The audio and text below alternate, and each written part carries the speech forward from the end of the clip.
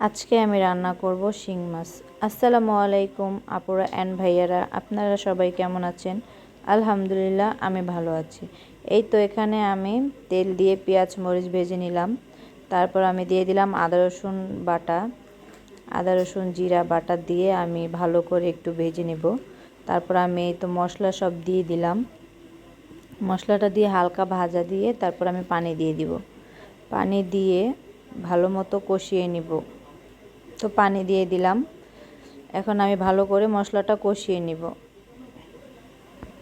শিং মাছটা অনেকে ভেজে রান্না করে, আজকে আমি কষিয়ে রান্না করতেছি। এই তো মাছগুলো দিয়ে দিলাম। এখন মাছগুলো ভালো করে আমি কষিয়ে নিব। তারপর অল্প একটু পানি দিয়ে দিব। বেশি পানি দিব না, কারণ বেশি ঝোল রাখবো না, মাখা মাখা করে রান্না করব। তো আজকে আমার রান্নাটা কেমন হয়েছে আপনারা সবাই কমেন্টে জানাবেন। আর পাশে থাকলে অবশ্যই পাশে থাকবো, সাপোর্ট করলে সাপোর্ট পাবেন। সবাই ভালো থাকবেন, সুস্থ থাকবেন। আল্লাহ হাফেজ।